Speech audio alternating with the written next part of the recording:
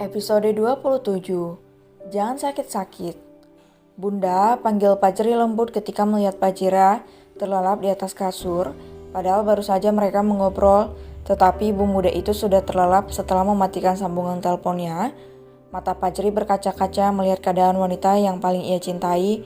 Perlahan ia mengganti bajunya dengan pakaian santai, yang pastinya ia melakukan itu dengan pelan, agar tidak mengganggu tidur sang ibunda ratu. Setelahnya ia mencuci tangan, kaki, dan wajah, tak lupa mengunci pintu kembali sebelum naik ke atas tempat tidur. Pajri menatap Pajira dengan lembut, perlahan air matanya jatuh karena sudah tidak mampu lagi untuk membendung emosi yang sudah ia tahan sekuat tenaga.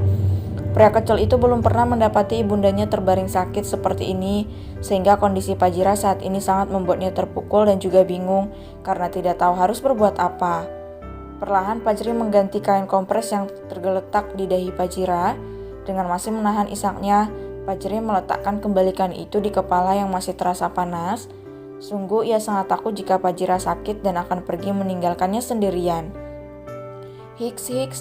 Isakan itu semakin terdengar pilu sehingga membuat Pajira terbangun dari tidur dan terkejut ketika mendapati anak kesayangannya tengah menangis terseduh saat ini. "Sayang, Aji kenapa nak?" tanya Pajira dengan suara seraknya dan terdengar sangat panik. "Hiks, Bunda," ucapnya memeluk Pajira erat. "Kenapa sayang?" "Ada yang jahat sama Aji, beritahu Bunda nak." "Ngomong sama Bunda," ucap Pajira semakin panik dengan berbagai macam spekulasi negatif. Apa yang sudah dilakukan bajingan itu? Apa dia tahu siapa Pajri? "Bunda jangan sakit-sakit, Aji gak mau ditinggal sendiri." Bunda gak apa-apa sayang, Bunda hanya butuh istirahat nak," ucap Pajira mendesah lega. "Apa kita berobat saja Bunda?" ucapnya menatap manik mata ibunda. "Bunda sudah berobat nak, Aji sudah makan sayang." "Sudah Bunda, tadi disuapi sama Om Irfan." "Dek, iya nak," ucap Pajira terkejut. "Iya Bunda, apa Bunda sudah makan?" "Belum nak, Bunda belum makan." "Hiks, padahal aku makan enak di sana tapi di sini Bunda belum makan." Pajri kembali terseduh. "Sudah, gak apa-apa sayang, Bunda memang belum mau makan. Sebentar lagi Bunda makan nak." "Sudah ya Bunda, gak apa-apa. Bunda masih di sini menemani Pajri," ucap Pajira mengelus lembut tubuh kecil itu. "Hiks, Aji sayang Bunda, jangan tinggalkan Aji Bunda." "Bunda gak akan meninggalkan Aji nak. Bunda di sini sama Aji terus." "Bunda harus cepat sembuh, jangan sakit-sakit," ucapnya masih terisak. "Iya nak, doakan Bunda biar cepat sembuh ya."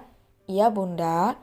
Mereka masing saling berpelukan melepaskan emosi yang masih terasa satu sama lain, hingga Pajri terlelap di dalam pelukan badan yang masih terasa panas itu. Perlahan Pajira membaringkan Pajri di atas tempat tidur dan membelai kepalanya lembut. "Bunda yang harusnya takut kalau Aji akan dibawa sama ayah nak. Bunda belum siap untuk ditinggal sama Aji. Bunda sayang kamu lebih dari apapun, walaupun nanti Aji membenci Bunda jika tahu bagaimana kejadian hingga Aji ada di dunia ini. Maafkan Bunda belum bisa memberitahukan kamu masalah ini sayang. Bunda mencintai kamu dengan seluruh jiwa dan raga Bunda." "Muah." Pajira mengucup pelan pipi dan kening Pajri agar anak kecil itu tidak terjaga dalam tidurnya. "Tring, tring." From Om Irfan. "Pajri, kalau Bunda sudah sehat nanti beritahu kepada Om ya, biar kita bisa bertemu lagi nak." "Ah iya, mesin cuci Aji sudah terjual 2.500 unit dan mesin genset 1.700 unit. Sepertinya Aji akan menjadi miliarder dalam beberapa hari nak. Semoga kerjasama kita menghasilkan lebih banyak lagi ya nak, biar Aji bisa membelikan Bunda rumah seperti yang Aji ceritakan. Amin. Titip salam untuk Bunda." Begitu pesan yang dibaca oleh Pajira dari Irfan yang dikirim melalui ponsel Pajri. Ibu muda itu cukup terkejut dengan total produk yang sudah terjual. Apa sebanyak ini? Padahal ini belum ada 2 jam mesin itu launching. Tuhan, apa anakku akan menjadi sultan setelah ini? Batin Pajira meringis. Pajira menatap Pajri yang sudah terlelap. Sungguh saat ini ketakutan terbesarnya adalah kehilangan Pajri, apalagi perusahaan pria gila itu sudah dipindahkan ke kota tempatnya menetap. "Apa yang harus aku lakukan agar tidak bertemu dengan mereka lagi?" batinnya frustasi dan menjambak rambut panjangnya. Perlahan air mata mengalir indah di pipi mulus itu. Pajira menahan isak tangis agar tidak membangunkan putra semata wayangnya.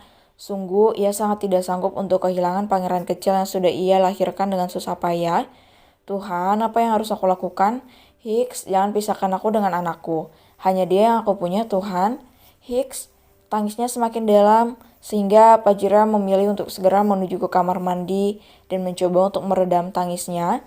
Sambil mencuci wajah, Fajira memijat sedikit bagian bawah mata agar tidak terlihat sembab dan menjadi bahan pertanyaan bagi Fajri nanti.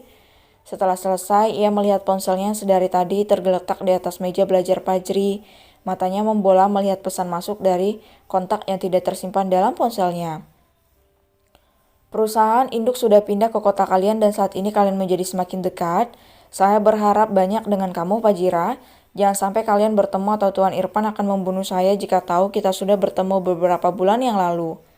Bagaimana caranya? Terserah kamu, saya tidak bisa berbuat banyak karena kalian sangat dekat. Hanya saja belum bertemu saya harap kamu lebih cerdas dari sebelumnya. Jangan membalas pesan ini.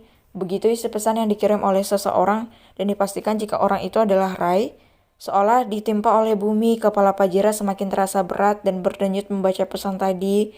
Sebelum kembali terbaring, ia menghapus pesan tersebut agar tidak bisa dibaca oleh Fajri nanti. Perlahan, ia berbaring di atas tempat tidur dan meletakkan sebelum tangannya di atas kepala, seraya berpikir apa yang harus ia lakukan untuk selanjutnya. Aku yang salah, seharusnya aku tidak memberikan Fajri izin untuk bekerja sama dengan mereka. Apa yang harus aku lakukan?